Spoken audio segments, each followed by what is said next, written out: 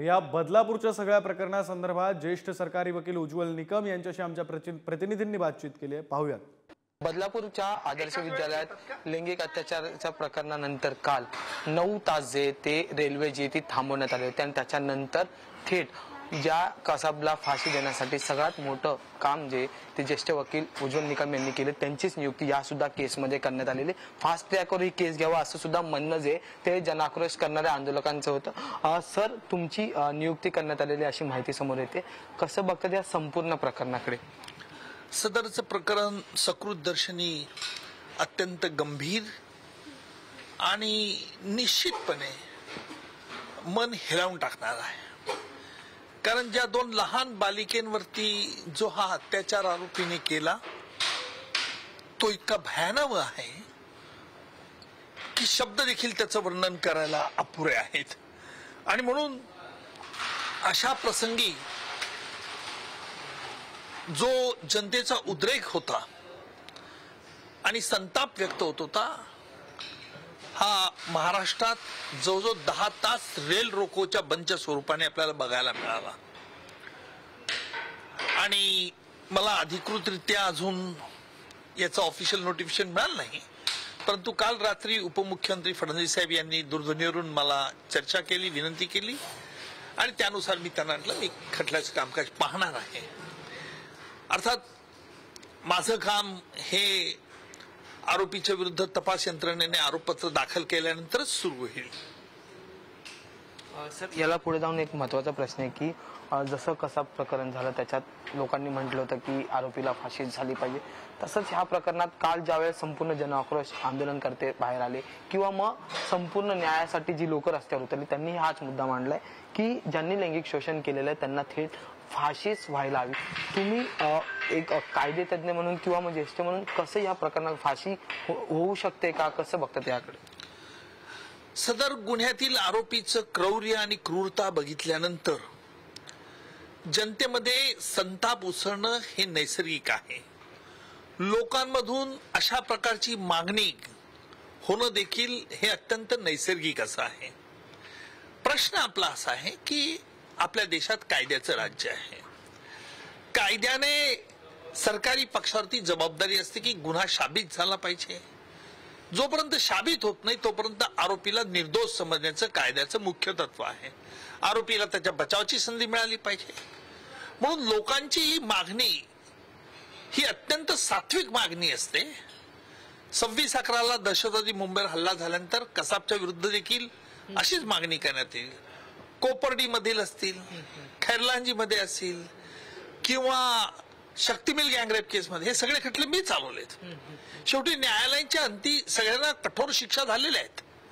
त्यामुळे आमचा देखील प्रामाणिक प्रयत्न राहील आरोपीला पूर्ण बचावाची संधी देऊन की आरोपीला कठोरात कठोर शिक्षा कशी मिळेल।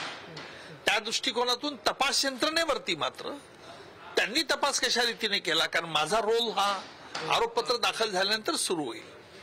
सर, याला जोडून जसं तुम्ही म्हणतात की तपास कसा झाला, खरं तर हा गुन्हा दाखल करायलाच 12 तास गेले होते उलटून आणि त्याच्यानंतर मग 3 अधिकाऱ्यांच्या निलंबन जे ते झालेलं आहे। तुम्ही कसं बघता ते आता ह्या कायदे व्यवस्थेकडे? कारण की त्या एका 2 चिमुरड्यांवर ज्या वेळेस असं लैंगिक अत्याचार होतात त्याच्यानंतर पोलिसांकडून अशा प्रकारचा विलंब केला जातो, ह्याच्याकडे कसं बघता? नाही, आता पोलिसांकडनं म्हणजे पोलीस अधिकाऱ्यांच्या विरुद्ध निलंबनाची कारवाई देखील शासनाने केली आहे असं मी वृत्तपत्रातून वाचलं आहे। का विलंब झाला का नाही झाला हा एक दुसरा भाग आहे। पोलीस तपास यंत्रणेचा वरिष्ठ पोलीस अधिकारी या बाबतीत काय योग्य असतील ते निर्णय ते घेतील, त्या दृष्टिकोनातून तपास करतील, संबंधित जे दोषी आढळून येतील त्यांना देखील त्यांच्या खात्याप्रमाणे चौकशीप्रमाणे देखील दोषी शिक्षा ज्या व्हायच्या असतील त्या होतील, त्याचा माझा संबंध नाही।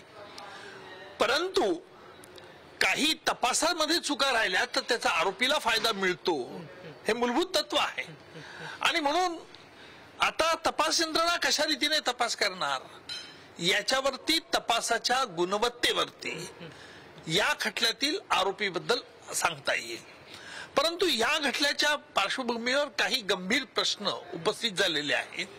विशेषतः स्त्रियांच्या, लहान मुलींचे अत्याचार याच्याकरता पोक्सो कायद्याचे अस्तित्वात आलेला आहे। पोक्सो कायद्याखाली देखील आता हा नवीन कायद्यामध्ये काही संशोधन करणं जरुरीचं असं माझं स्पष्ट मत आहे. सर अगदी शेवटचा प्रश्न आहे की म्हटलं जात आहे की ही केस जी आहे ती फास्ट ट्रॅकवर चालवली पाहिजे. जरी ही संपूर्ण प्रकरण फास्ट ट्रॅकवर चालवलं तरी किती कालावधी जो आहे तो लागू शकतो ह्या संपूर्ण न्याय मिळण्यासाठी किंवा मग शेवटचा अंतिम निर्णय येण्यासाठी? नाही, याचं असं गणित आज सांगता येणार नाही. कारण असं आहे की किती तपास यंत्रणेला काय काय तपासात ते आणतात त्याच्यावरती खटल्याचं अवलंबून राहील.